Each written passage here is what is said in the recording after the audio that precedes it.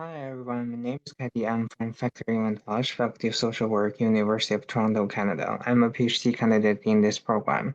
Today I'm going to present my topic, Understanding Chinese International Students' Identity Building in North America during the COVID-19 pandemic, a conceptual perspective. Many thanks to my co-author, Dr. Izumi Sakamoto, for helping me with this presentation. So the first part of this presentation is background. We know that the COVID-19 pandemic has brought in many unprecedented challenges in the whole world. We have seen so much news over the past 2, 3 years that people's livelihood got hugely impacted by this pandemic. Particularly, anti-Asian racism has also been emerging from this pandemic and has hurt for Asian communities in North America a lot.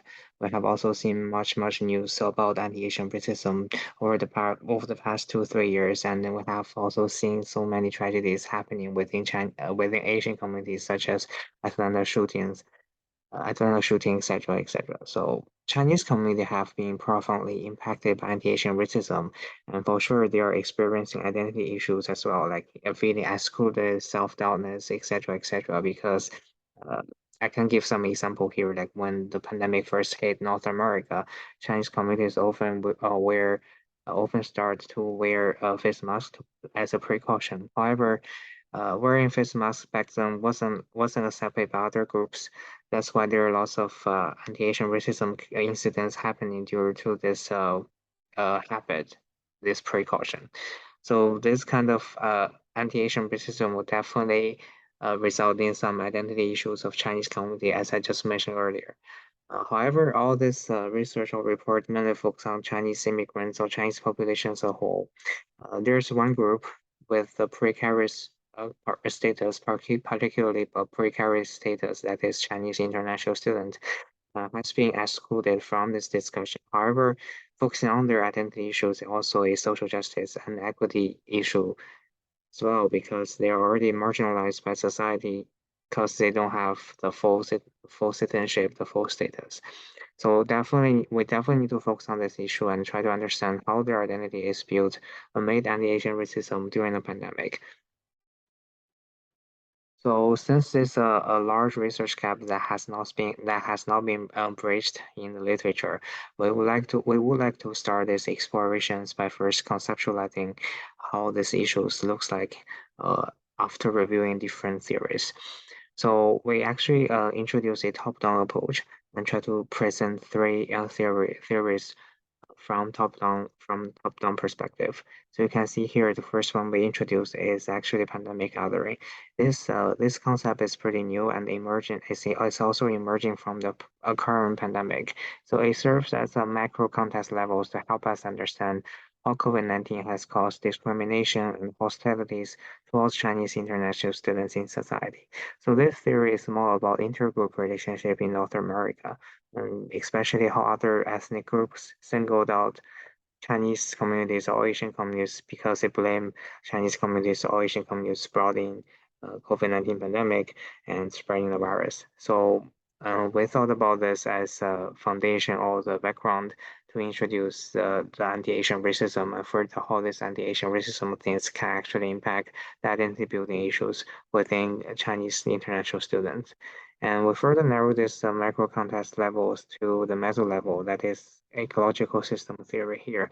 And we know that this theory is actually very well known in psychology. And it serves as a macro context level, as I mentioned earlier, to see how the macro influences affect Chinese international students in different settings, such as communities, educational institutions, etc.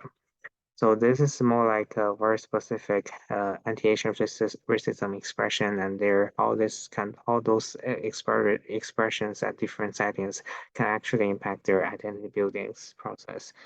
And based on these two levels, we further narrow this theoretical analysis down to the model of ethnic identity development.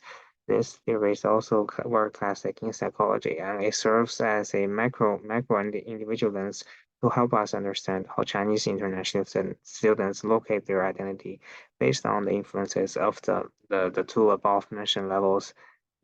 See how their flexibilities and individualities can actually make some differences in this process.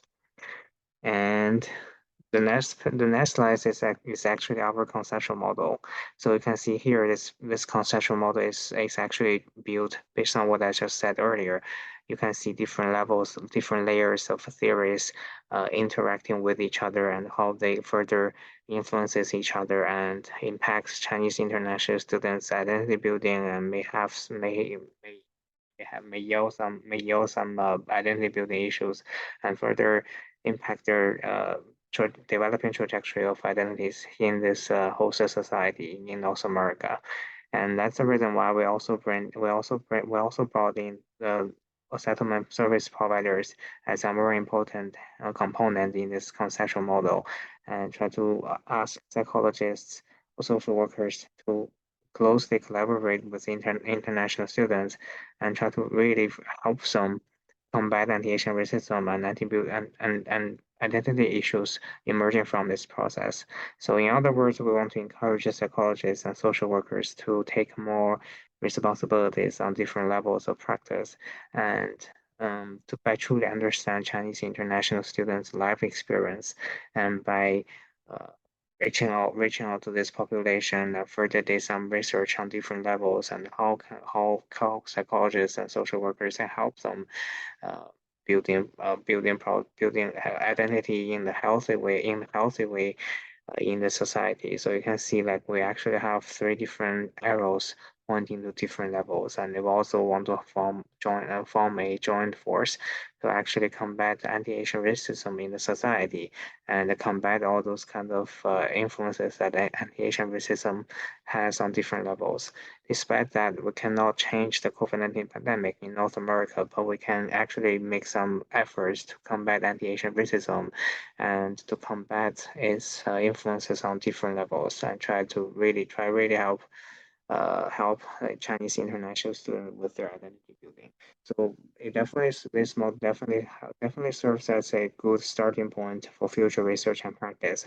And will definitely provide some important insights to improving our practice with international students on different levels.